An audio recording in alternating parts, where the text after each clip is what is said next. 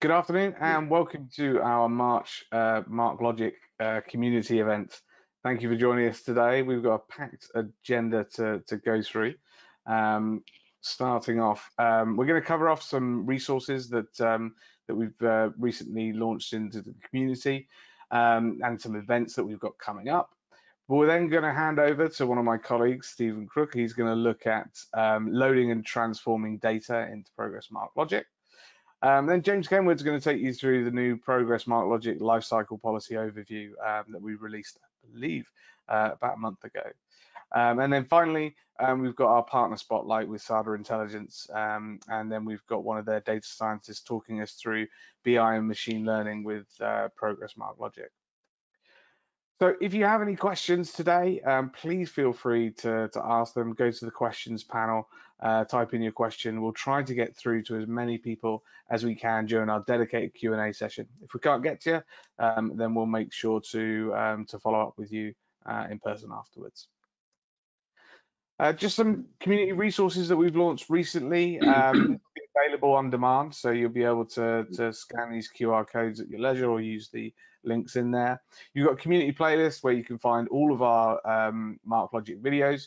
You've got our ideas platform that we've recently launched, where you can share new ideas for the Progress data platform, features that you want to see in there or functions that you'd like to be added that might make your application building or might make development or querying with MarkLogic or Semaphore much better. We've also got a community portal. That's where you can access knowledge-based articles, documentation, blogs, and more, all through a single source or a single panel, as it were, to get all that information.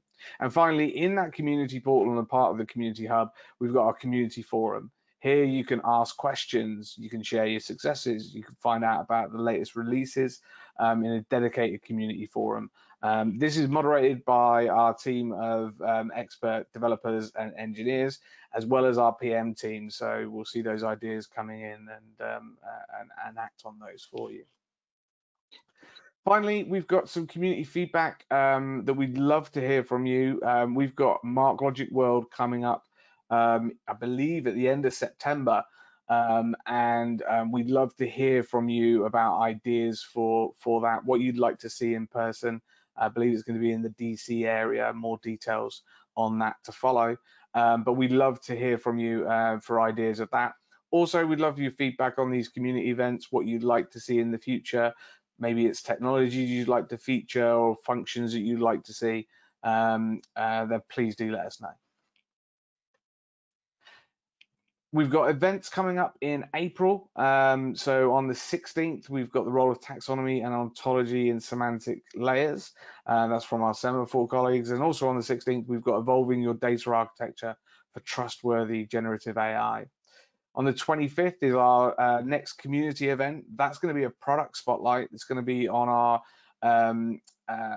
sister technology, really, business rules engine, Corticon, and that should be really interesting. There's some really good features that are in that tool that allows you to abstract the management of managing your business rules in MarkLogic into a simple, intuitive UI. In person, we've got a couple of events this month. We've got the State Healthcare IT Connect, which is on the 2nd to the 4th. And then we have the IPTC Spring Meeting in 2024 in New York, and that's from the 15th to the 17th. So if you're a member of there, please feel free to come along, because I know one of my colleagues is due to present there. So with whistle-stop tour of all we've got going on in the community, let me hand over now to Stephen Crook. He's going to be taking you through the way MarkLogic you can load and transform your data. So Stephen, thanks, Bill. Right, let me just as an organizer, there you go. Can you share my screen? Okay, can you see that? Yes, I can see that. Perfect. Good stuff. All right, so Steve Crook, sales engineer. I've been with MarkLogic, which is now part of Progress, since 2011. So my role is to help the sales guys with demonstrations, technical capabilities, demonstrate them to the customer, and so on. So what I'm going to be talking about is how you can load and transform data into and in MarkLogic. Now, the assumption is that you know what MarkLogic is, then you dipped your toes into the water. I'm not going to go and introduce you to MarkLogic. That would be for another presentation. But the assumption here is that you've got an inkling of what MarkLogic does. What I'm going to be doing is I'm going to be going through the deck, but then between each slide, I'm going to be jumping into a demo and then going back to the slide. So there is a bit of jumping around. But so when we talk about loading and transforming data, there's various ways to do it. So we can load data via REST, which is essentially over a way of doing it, loading data via the network. We can load data using something called MLCP, which stands for MarkLogic Content Pump, and that's really for loading files into MarkLogic from the file system. Then we can use something called CORB2, which stands for Content Reprocessing in Bulk, to transform data that's already in MarkLogic, and we can do that very efficiently with CORB2. And then I'll go through other loading options and some of our integrations and connectors. So let's talk about REST. So the REST APIs, as it says there, sit on top of MarkLogic's HTTP application server technology. Now, what I'll do is I'll hand this deck and on all my code demos to Phil at the end of this. So if you want, you can kind of go and play along at home after the event. But yeah, what you can do there is go into this URL here and take a look at the documentation for it. But let me just show you. So what I've got here, I've got a MarkLogic instance. This is the administration console. And I've got a database, the documents, that's the database we're going to be loading data into. And we've got this, we've got some application servers here. So if we take an example, this one here, then this is an HTTP server that's been wired up to be a REST server, and we know that because you've got this error handler and this URL rewriter piece of information in here, so that when you make calls to this application server, it'll be redirected to whatever's defined by this rewriter. Anyway, let's go and have a look at the first piece of code here. So we're talking REST here. So what we have is a trade, so a JSON document, very simple document here. I want to keep it simple so you get the idea. And I've got a little script, and what it's going to do is it's going to just take that trade document using curl. It's going to load it into MarkLogic using this v1 documents endpoint. And what you can see here is that we are specifying the database we want it to go into, and then we're specifying the URI that we're going to give the document once it's stored in MarkLogic. And then the final thing we're going to do is we're going to give it a collection name of trades. So it's fairly straightforward. I'm just picking the port up from this file here. So let's go and run this.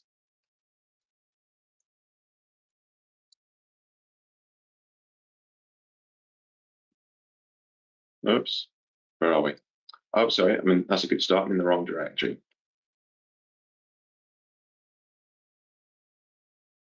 Right, let's try that again. There we go. Right, now you'll see the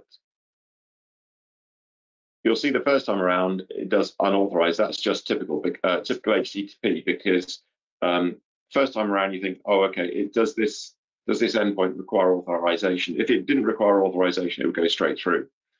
So we come back a second time with the credentials that I've specified there, and that's all perfectly normal. That's just the way HTTP works.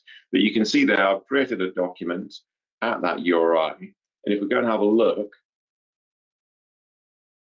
you can now see we've got this trade document in the database. So that's a single document. Now, of course, what you can then do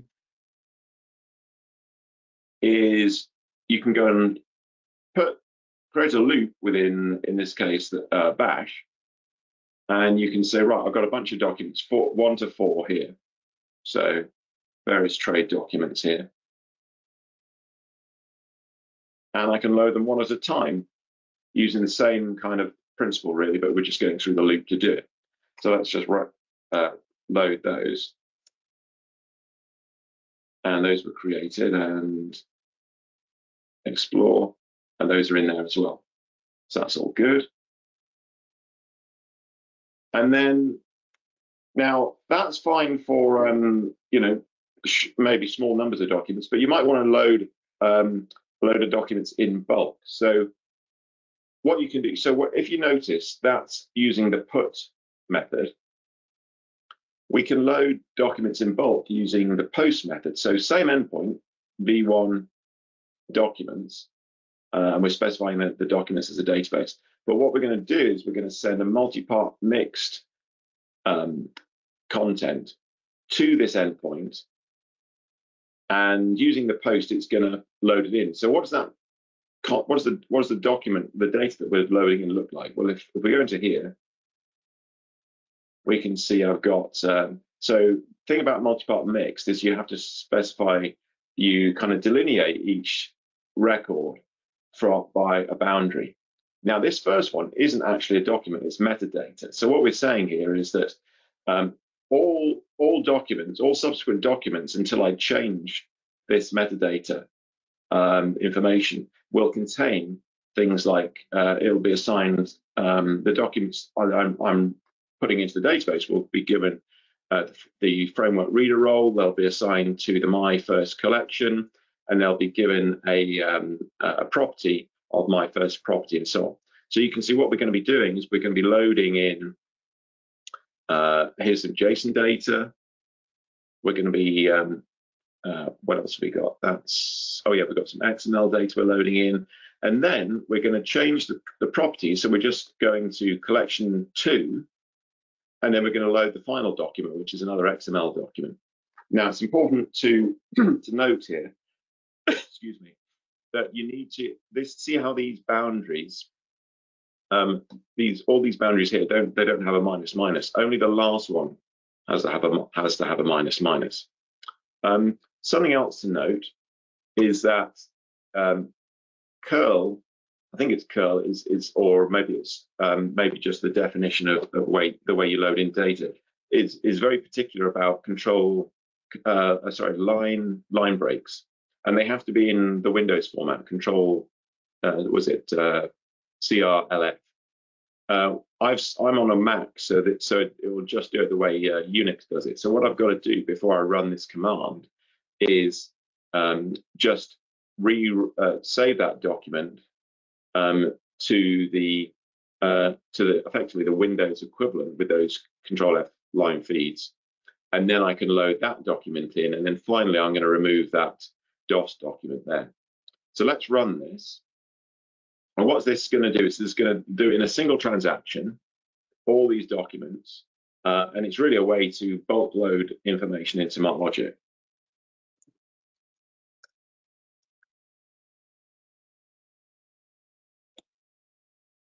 So that was fairly quick. And let's just go and have another look. Okay, so you can see I've just got the 3 documents there. Got the XML, the JSON, and the other XML. And you can see here that I've that last one had a different collection in there. Right, so let me clear that down. So I've got no documents in there now. And let's just go back to the presentation. In fact, one more thing, I'll just show you where that documentation is. So yeah, if you go into marklogic.com resput, in this case actually, well, you can start off there and it'll tell you all the endpoints. So the one we used was this put method and the post, and it tells you how to create those calls to those endpoints. Right, so let's move on. Okay, so if you want to load data from the file system, then it's a good idea to use MarkLogic Content Pump. So the MarkLogic Content Pump, it's not just about loading data in. You can also extract data from MarkLogic, and in fact, you can also copy it between MarkLogic databases, and you can copy that data, or in fact, extract it as well with the properties that are associated with those documents. So, for example, permissions, properties, or metadata, and collection information, and so on. Now, whereas what we've been dealing with REST is, so that REST stuff, it was talking to the MarkLogic HTTP application server. With MLCP, it uses a proprietary protocol called XCC, and that hits the XDVC server application servers. So XCC is it's kind of a legacy. It's a legacy protocol. It's still used by MLCP. It's not being phased out, but there's a lot of work in most of the development now is continuing on with REST. So let's go and have a look at this MLCP demo here. So you can see, close that down. So you can see here I've got little script that loads JSON data into MarkLogic. So here's my MLCP script. That's part of the binary that you can download from our website, and I'm telling it to import. And then I'm telling it, here's the options file that you need to look at for the specifics. Excuse me. and then again, it's picking up the port number from that file. So okay, so what's in this JSON file? So we're telling it, here's the host name, the credentials, which database to put it into, where the data is. So in other words, it's this data JSON. So we've got 4 files we're going to be loading in. The input type of that data is just documents. And then we can do something called URI replace. So right now, if I was to load those documents in without this parameter here, then what it would do is it would load it. Each URI would be the same as the full path on this Unix system, this Mac. And then I can add or tell it to add collections to the documents that I'm inserting. So if we go and run that now,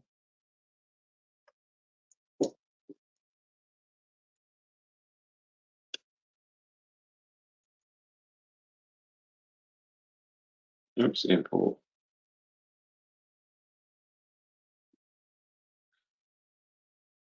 And you'll see what it does. It goes and does its thing. It says, right, input records 4, output committed 4. So in other words, we're looking to make sure that we get no failures, and then it committed all the records we expected it to.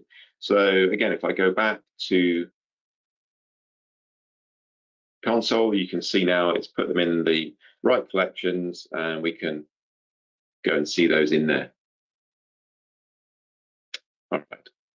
Now, again, I'll get rid of those. We can also import data from an archive. So if you see here, I've got a bunch of zip files, some of which contain JSON, some of which contain XML, and I have a very similar shell script, but this time it's just pointing to a different config file, this one here. And what we're doing really here is we're saying that the input file type, rather than documents, is of type archive, in other words, a zip file. And we're saying copy collections because these records were taken from, they were extracted. we used MLCP export to extract these documents from the database. And when we extracted them, we said, make sure you bring the collection information with you into the export. So what we can now do is we're loading it back in and we're saying copy the collections as you sort of rehydrate the database. So let's do that.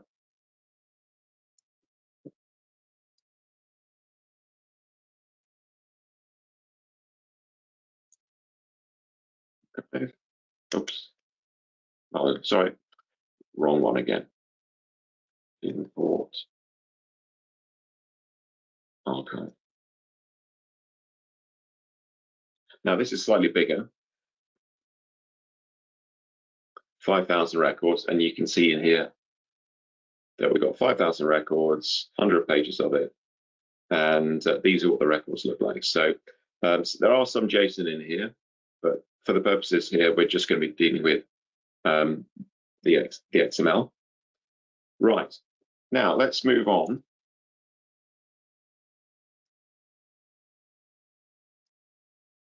And talk about Corb. So Corb has been around for a while. It uses XCC. It stands for content reprocessing processing in bulk, and it's essentially version 2 of the system. Although there have been lots of iterations, subversion iterations within version 2, and it's a very, very efficient way of transforming data that's already in the database, and it uses multi-threading to go through and do that really, really quickly. Let's go and have a look at how we do that.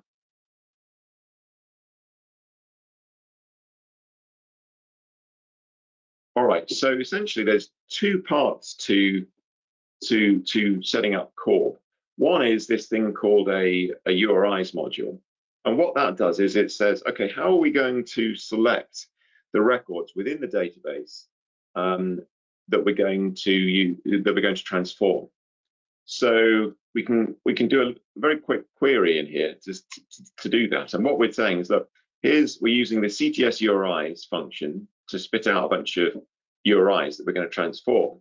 But how are we constraining it? Well, we're using a collection query where we're saying if they're in the collection of XML or they're in the collection of report sort, which incidentally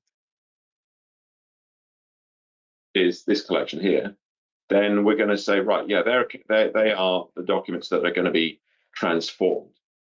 So that's the output of this module then feeds in to this batch process module, and with each iteration, it passes in one of those URIs that was obtained from that module then, and it's going to take this. And in this case, this is just a really, really, really simple example. I'm going to take that document and I'm going to insert a child node under the report element, this one here, valid true. So just so you know, it's not all smoke and mirrors. Notice that there's no value element in this document. Now, to get it running, I just need to set some properties in here. Here's a properties file that says, right, well, the URIs module is this one here, which is that. The batch module or the XQuery module is this one here, which I've defined already. And then I can tell it how many threads I want to use, how many for multi-threading. And then I just refer to my jar files. One's an XCC jar file, and the other one's the actual Corb jar file. And then specify the Corb properties, which is that one I just talked about. And then I'm specifying the port as well, and the local host and the port that it's going to use to connect in. And then that's the actual class that I'm going to call. So let's go and run that.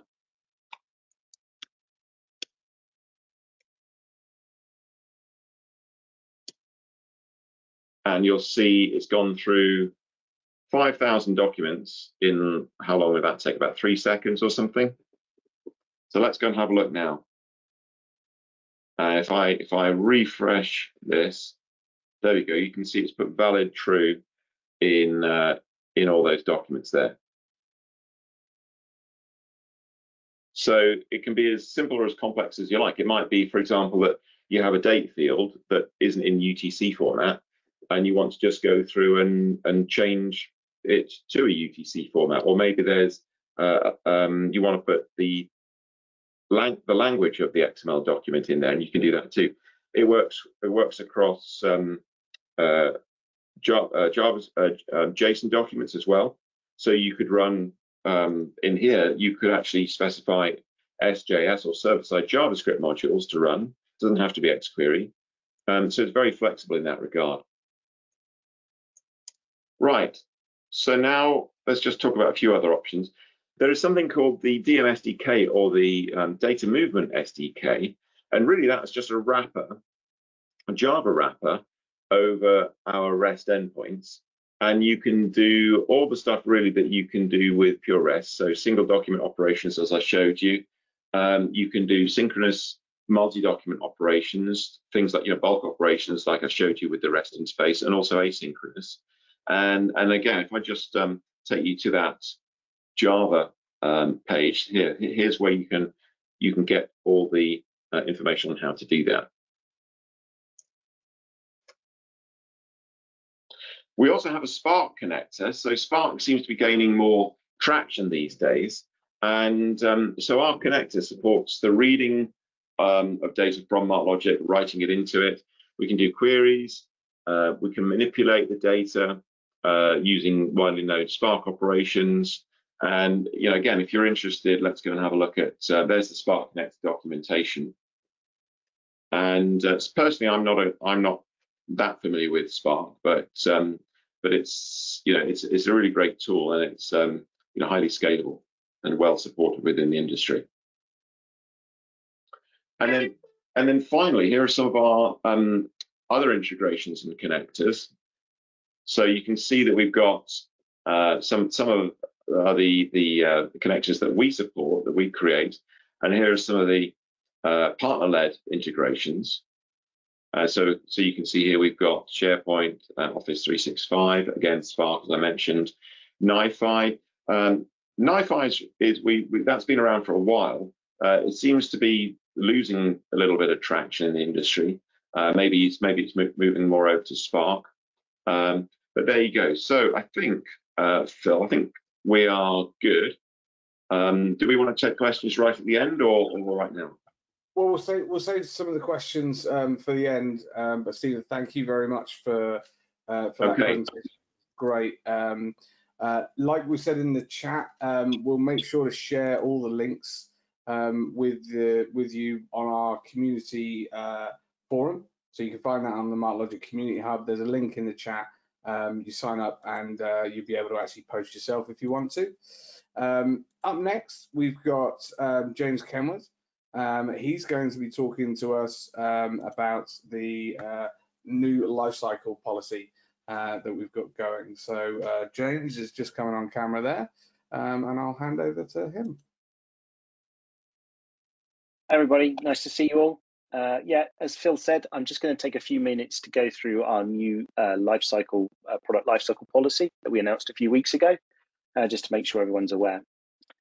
So really what we've done is we've tried to introduce, I think, a fairly standard approach now in the industry for the way that we look at the life cycle of our key products, so MarkLogic Server specifically. So really it now breaks down into three parts. So we have our long-term supported version, which is the most stable and reliable version of MarkLogic available. It will be supported for a long period of time, and is really the version that's designed to go into production where you don't need all the latest features. You want something that you prioritize rock stable security and reliability over the advancement of new features.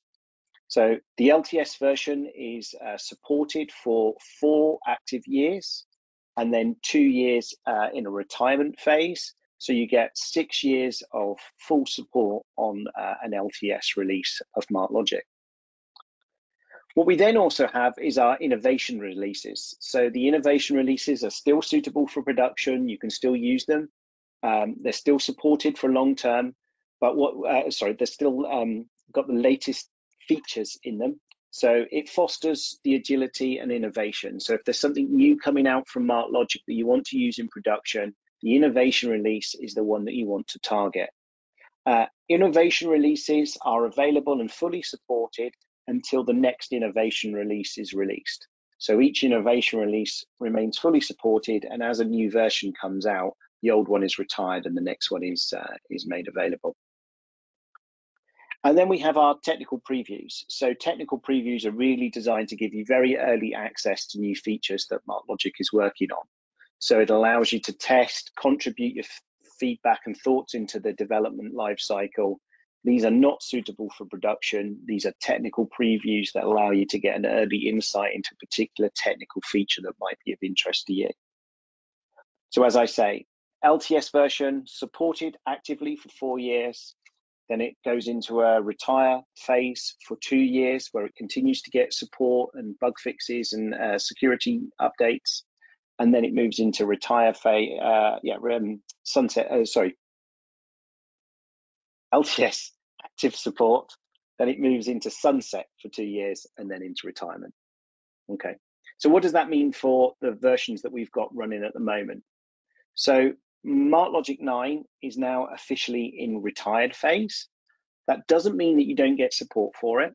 If you have MarkLogic 9, you can still use MarkLogic support as long as you've got a support contract. And we will do our best endeavors to support you with the product. What it means is it will get no further updates to the software. So if we notice there's a security fix or there's a performance problem with a new version of the OS, there won't be any changes made to the MarkLogic 9 code base. MarkLogic 10 has now officially entered the sunset phase. So that means that it now has 2 years of continued support, software releases, code changes for the next 2 years until it moves into retired. So you've got 2 years now to plan a migration out of MarkLogic 10 into MarkLogic 11. And as you know, MarkLogic 11 is our latest active release of MarkLogic. And later this year, you'll see an 11.2 release come out. That's the first one that we are classing as a MarkLogic innovation release.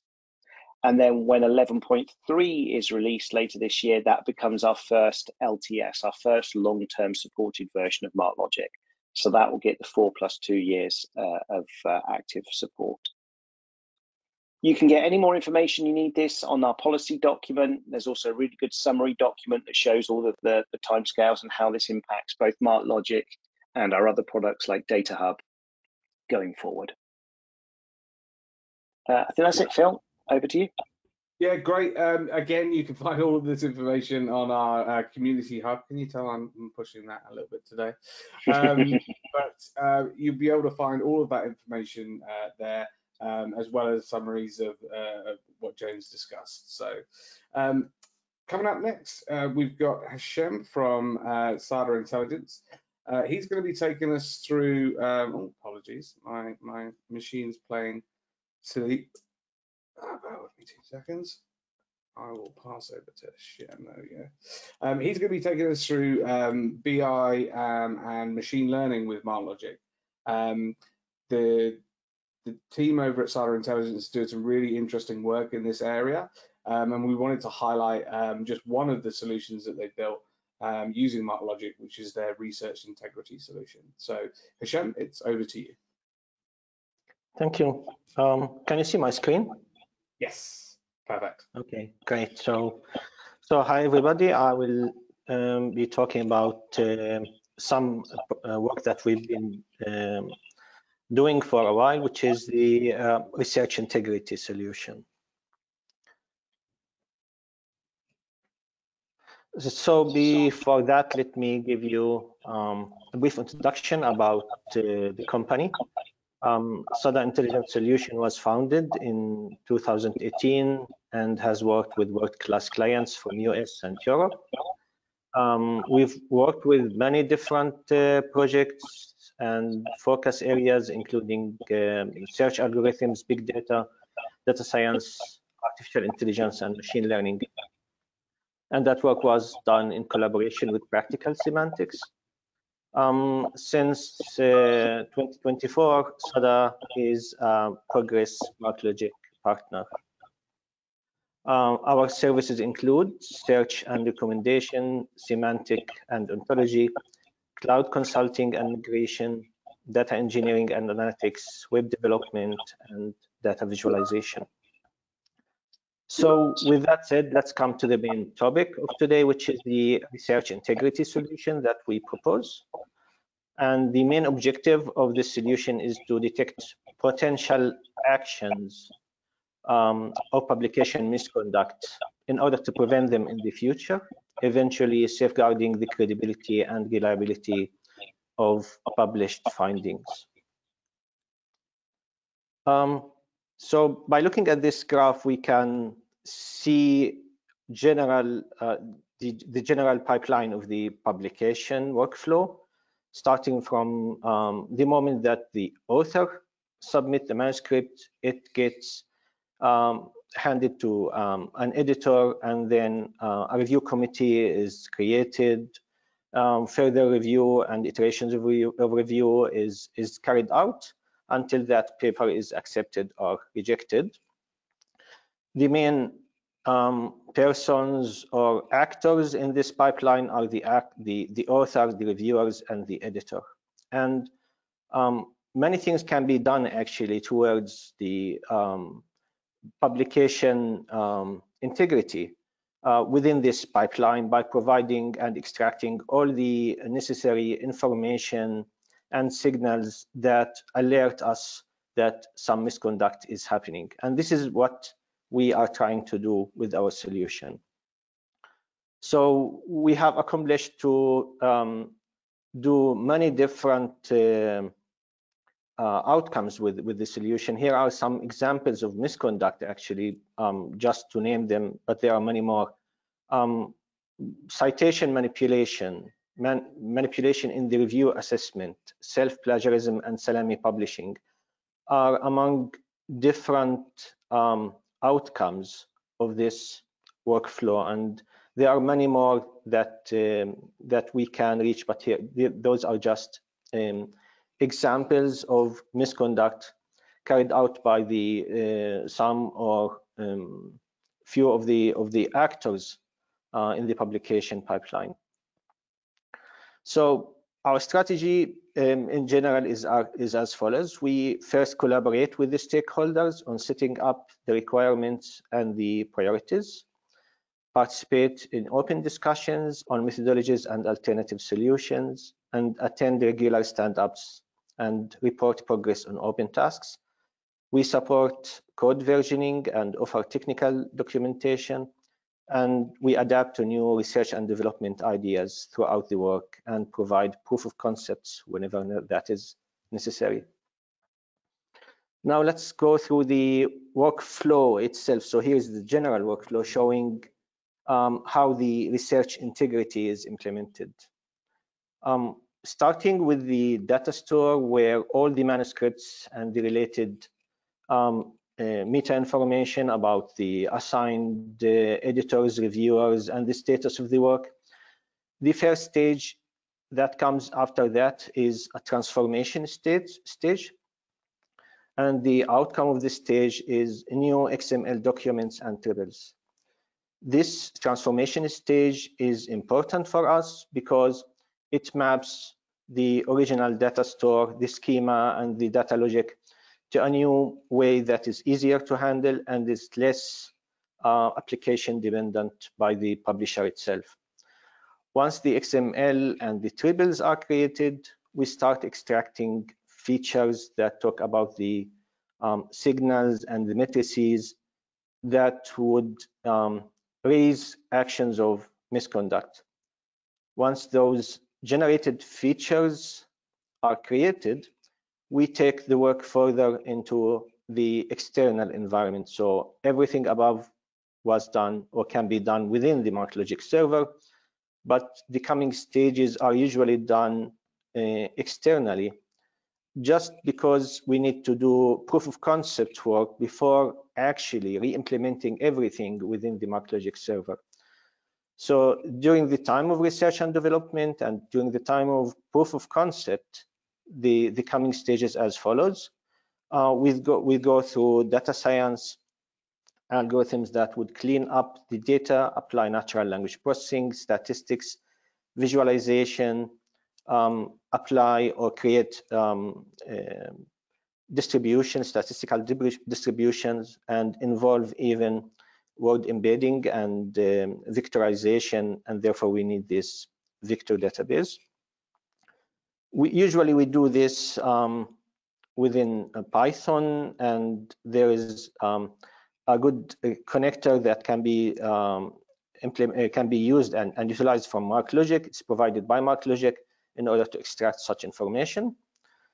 Lastly, we apply machine learning algorithms, including regression analysis and anomaly detection, that would help summarize the whole patterns of the data and bring out the conclusions. The conclusions can be visualized through visualization dashboards. It's good to know that MarkLogic is providing a new visualization service within the MarkLogic itself, so we are in the process of utilizing this as well. But we also present the results in terms of presentations and reports, like PDF reports and annual reports when this is requested.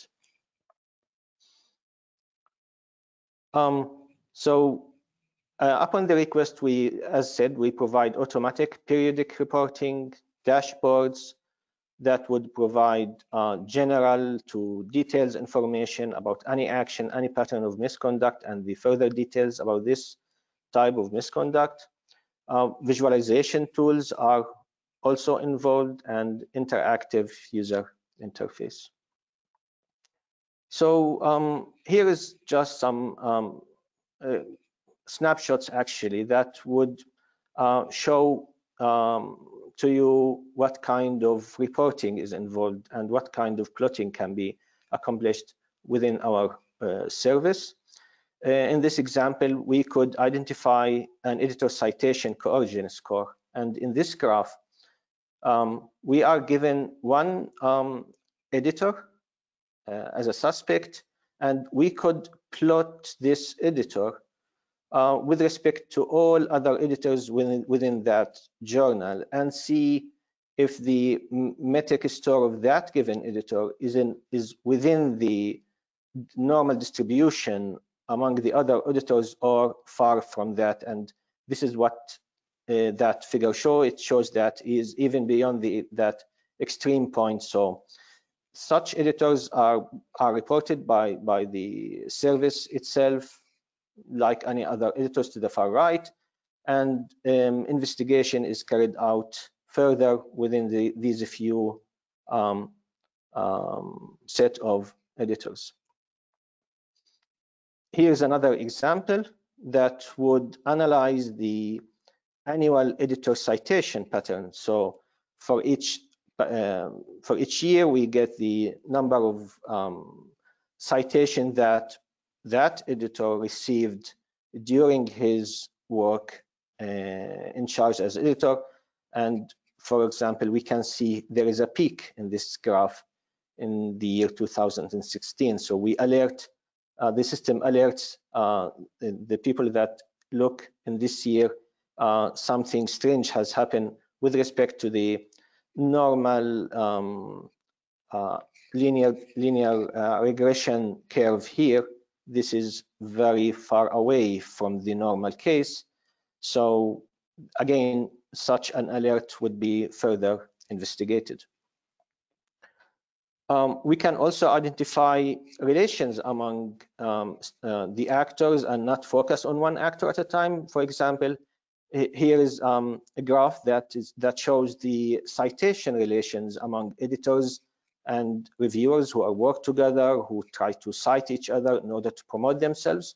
So such graphs can also be provided by the system, and we can even take things even a stage ahead, like try to see if a given journal is being promoted by other journals and to what extent such journal is being mentioned by other journals. So this is like what we call a citation stacking at journal level.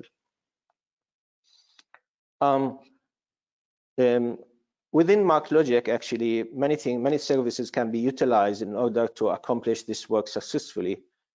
Starting with the document database that provided MarkLogic, task server was utilized within the work, and we rely a lot on the parallel work that the task server provide the parallel threading. Triple store is important because we need to come out with graphs and apply inferences within these graphs, and this is what triple store does. The fast indexing is important for us. We rely also on the transformation that was mentioned, by the way, just before I talk. We apply services, or we utilize services like the Data Hub and scripts, as well as the MarkLogic REST API. Since we are working with a rather sensitive and delicate part of work, security and data privacy is important, so we prioritize the data security and privacy to a very high extent. We follow measures to safeguard the sensitive information and ensure total confidentiality during the reporting.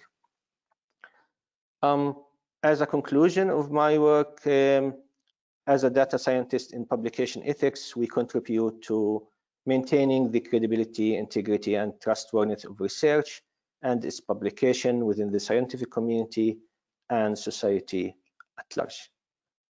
Thank you for your attention. That's the end of my presentation. Thank you very much. Thank you, Hashem. That was great. That was really good. Really interesting to see the practical application of MarkLogic there, especially using some of those advanced techniques that you're using for machine learning and things like that. So really interesting. Thank you very much. We'll come on to the Q&A in a minute. I just wanted to give people a highlight of the next community event that we've got coming up. It's going to be a special look into Progress Corticon. So you'll see how Corticon allows organizations to become more agile, allow for efficient decision making, as well as adhere to ever-changing regulatory compliance, save costs on repetitive tasks, and improve efficiencies. They've got a great UI to abstract the business rules that are currently being architected in MarkLogic with very complicated queries. You can now use Corticon to do that. We're going to show you how that integrates and how that works together during this special event in April. So if everybody wants to turn on their camera, we'll just go through some questions that we've got from the audience here.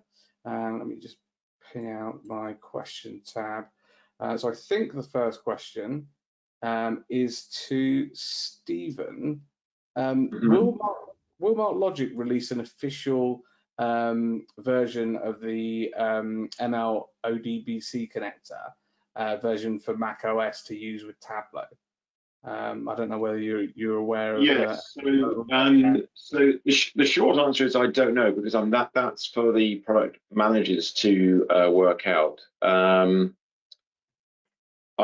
can find out, but my guess is, you see, the thing about Mac is that we don't support Mac in production. So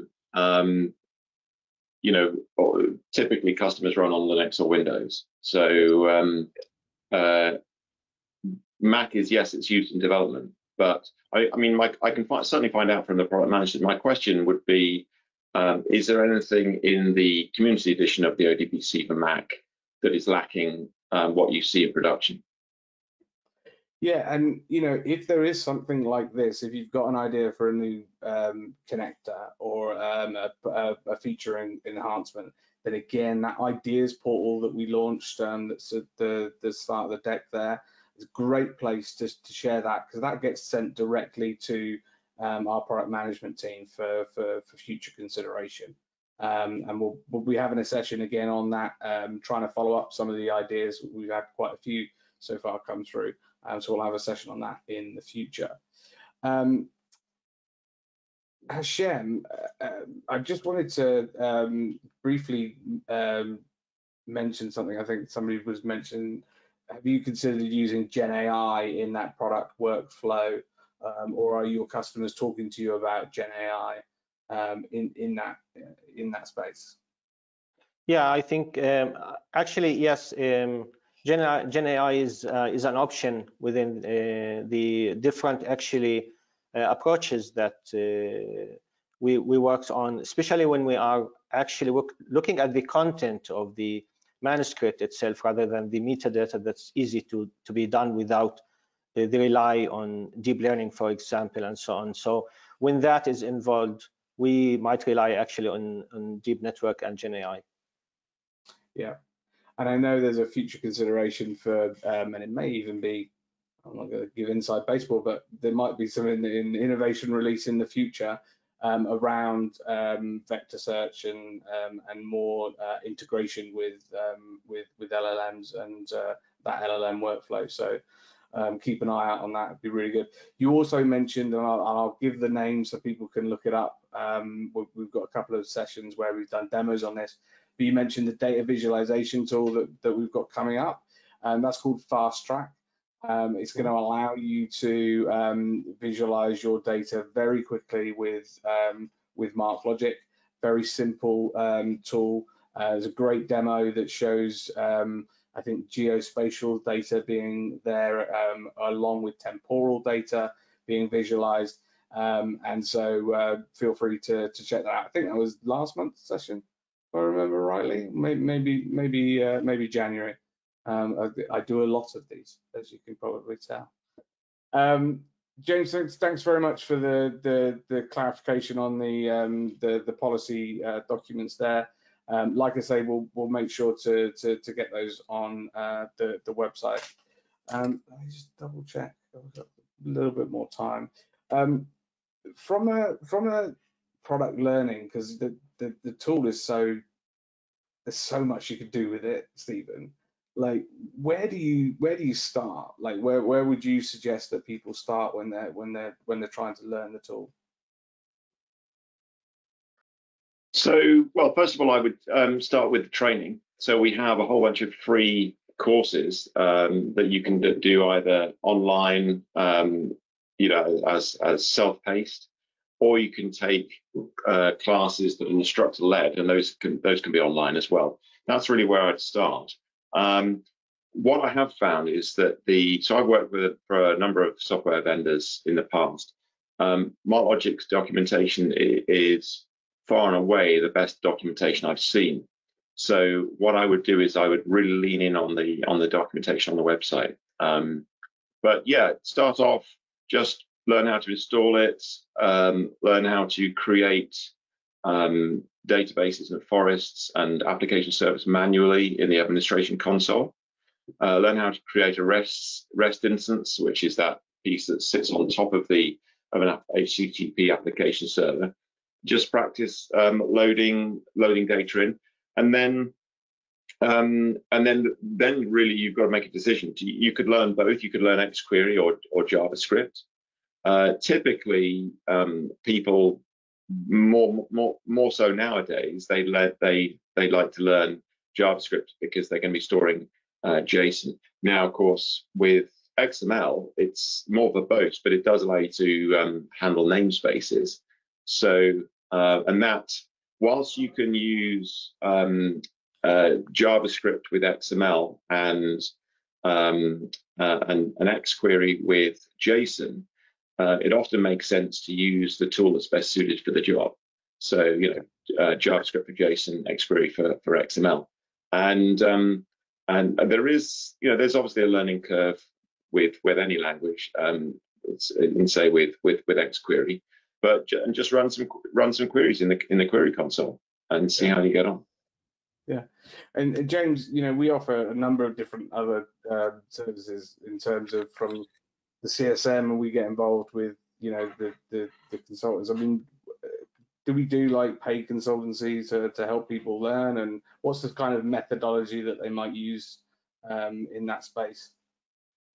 Yeah, absolutely. There's professional services available from MarkLogic if you need it. There's also partners like SADA and others who can help you with that. typically, you know, we get involved very much on the architectural side, performance side with customers, and partners can do a full stack development with the front end in there as well. I noticed one of our attendees also said learn Optic. Optic is MarkLogic's proprietary API for dealing with multi-model queries, and that's, you know, a lot more SQL-like as well in its approach. So yeah, there's lots of options for developers out there. Yeah. All right. Well, I think we're coming to the end of the session now. I just want to thank our speakers. I want to thank Stephen for preparing all those demos, Hashem for walking us through what is a really interesting application of MarkLogic. Thank you everybody for attending. If you want to join us again, then please feel free to check out April's next session. Yeah, we'll see you all again in April. Thank you very much. Thank you. Thanks, everyone.